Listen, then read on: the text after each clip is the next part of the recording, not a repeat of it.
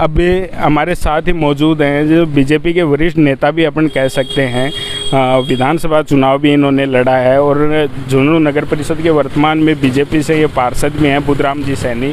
झुंझुनू की जो स्थिति है आज के दिन है, नगर परिषद के अधीन जो काम आने चाहिए थे उनकी जो स्थिति है उनके बारे में बात करेंगे। नगर परिषद के अंदर ऐसा सभापति बैठ गया जिनको कुछ पता नहीं है और सभापति का ससुर है वो नगर परिषद को चलाता है और वो एक भेदभाव की तरह कार्य करता है, जबकि एक विधायक हो, चाहे मंत्री हो, चाहे सांसद हो, चाहे मुख्यमंत्री हो, चाहे प्रधानमंत्री हो, वो जीतने के बाद में सम्मान दृष्टि से काम करना चाहिए। लेकिन ये भेदभाव की दृष्टि से केवल माइनॉरिटी के वार्डों के अंदर कार्य कर रहा है। निर्दलीय और बीजेपी के पार्षदों की कहीं सुनाई नहीं है, अपनी मनमानी करता है। ये मनमानी हम चलने नहीं देंगे। 30 तारीख को हम डंके से डंका बजा देंगे और नगर परिषद को ताला लगा देंगे या धरना स्थल पे वहाँ जोर शोर से बैठेंगे। जनता की आवाज़ उठानी है हमें। अब तक जो नगर परिषद में हो रहा है वो इतना करप्शन हो रहा है कि अवैध निर्माण चल रहे हैं, ज़बरदस्त अवैध निर्माण चल रहे हैं, अवैध कब्जा हो रहा है। जैसे मोटा पहाड़, ये नहरा पहाड़ के नीचे और कब्जा किया है, जगह जगह कब्जा करें। उसके अंदर सभापति के ससुर की और उसके अंदर पार्टनरगिरी है, भागीदारी है, सहभागीदारी है। दूसरी बात, वो अपने आज तक 1.25 साल होने को आ रहे हैं, बार बार हम कह रहे हैं कि व्यवस्था करो, लाइटें खरीदो, लाइटें खरीदो। न तो लाइटें खरीद रहे हैं आज तक, न लाइट रिपेयरिंग करने का सामान है इनके पास, न व्यवस्था है इनके पास। कोरोना काल के अंदर भी इतनी बड़ी महामारी आई, उसमें भी इन्होंने कोई कार्य नहीं किया। सभापति महोदय ने कुछ भी कार्य नहीं। इसके अलावा जैसे इस वार्ड की बात करें, इस वार्ड के आप पड़ोसी हो, आप इसके पड़ोस के वार्ड से ही पार्षद हो और यहाँ पे अब उपचुनाव है, तो आपको क्या लगता है कि आपका बीजेपी का प्रत्याशी है उसको पब्लिक का कितना समर्थन मिलेगा और जीत के प्रति आप कितने आश्वस्त हैं? मैं बता रहा हूँ, जीत के प्रसिद्ध इतना आश्वस्त हूँ कि ये चुनाव रामकरण सैनी को हम लोग लड़के मिला रहे हैं और पूरा प्रयास कर रहे हैं। बीजेपी का ये वार्ड था, पहले जो चुनाव लड़े थे मीनू सैनी, वो सभापति की दौड़ में थी, वो इसलिए जीती थी।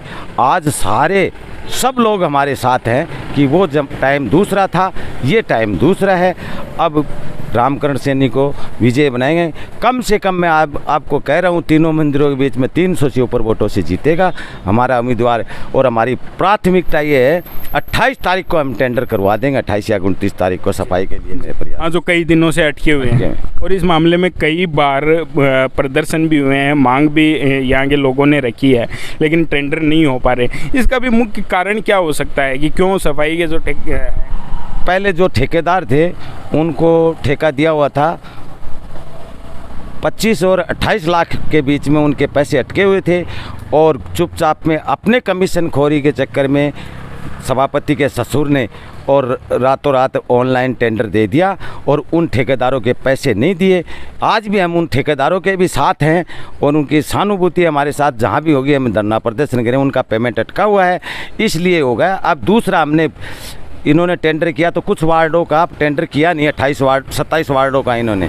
सरकारी कर्मचारी कार्य कर रहे हैं। बार बार हम 181 पे और कलेक्टर साहब को भी अवगत कराए हैं, तब जाके अभी 28 तारीख का हमारे को आश्वासन मिला कि टेंडर होगा। नहीं होगा तो हम 30 तारीख को या 1 तारीख को चेतावनी दी है। उनके बाद में हम धरना प्रदर्शन करेंगे, नगर परिषद के ताला लगा देंगे, हम काम नहीं करने देंगे। हम जनता की आवाज़ उठाने के लिए हमारे को चुना है, ऐश और आराम के लिए हमारे को नहीं चुना जनता ने। जनता की आवाज़ उठाएंगे। अभी गांधी चौक के अंदर ये डेवलपमेंट की बात कर रहे हैं, अरे पेड़ भी काटे हैं, पेड़ों को काट दिया गया और उसको पूरे को, गांधी पार्क की तो बात करें तो उसको खोद के छोड़ दिया, पेड़ भी काट दिए जो पेड़ लगे हुए थे। और क्या यही विकास है? ये जनता पूछ भी रही है। हाँ, ये जनता विकास, जनता को पूछ के माना हमें कि विकास के अंदर जहाँ भी पेड़ आते हैं, आजकल ऐसी मशीनरी आ गई जो पेड़ को उठा के दूसरी जगह लगाया जा सकता है, लेकिन इन्होंने न तो ये ऐसी कोई कार्य किया। दूसरी बात, जो ये पार्क का डेवलपमेंट है, नहीं इनका कोई ऐसा नक्शा लगाना चाहिए गांधी चौक के अंदर। हमारा ये प्रोग्राम है। पिछले दिनों ने 1.5 साल पहले उन्होंने टाइलें लगाई, क्या पैसे नहीं लगे? एक प्लान तो कम से कम होना चाहिए जिससे जनता को ये पता चले कि आने वाले दिनों में जो पार्क है वो इस तरीके से बनेगा और ऐसा हमें दिखाई देगा। न तो इनके पास प्लान है, ना कोई प्रोग्राम है, केवल गबन का कार्य कर रहे हैं। जिनकी जालियां तोड़ दी हैं वो जालियां गई है, पेड़ कहाँ गए हैं, रातों रात किसको बेचे हैं या किसके पास गए हैं। टाइलें पहले लगाई थी, 1 साल पहले पौधारोपण भी किया था कलेक्टर ने। जो चीज़ें वहाँ से हस्तगत की गई हैं उनका कोई हिसाब नहीं है कि वो मटेरियल कहाँ गया। केवल भ्रष्टाचार का बोलबाला है और कमीशनखोरी है इनके पास, और कोई विकास का कोई रूपरेखा तैयार नहीं है। अच्छा, जो पार्क को जो जीर्णोद्धार या इसको डेवलप करने का जो प्लान था, तो उससे पहले जो पार्षद हैं नगर परिषद के, उनसे क्या कोई इस संबंध में चर्चा हुई थी? नहीं, ऐसी कोई चर्चा करने को तैयार ही नहीं है।